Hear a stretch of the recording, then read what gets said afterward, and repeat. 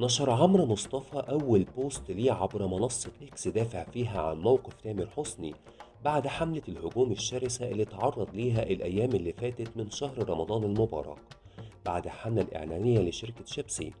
فكتب عمرو وقال: يمكن دي أول تويتة في عالم إكس. سؤال: هل الناس اللي هاجمت تامر حسني ومحمد صلاح وبيومي فؤاد ولغت مليون متابعة قدرت تطلع محمد سلام ترند في رمضان، ولا بتهاجم بس وتكبر في صاحب القضية بس بعد كده تسيبه للمافيا تنهش فيه وتخليه يعتزل؟ عايز رد مقنع.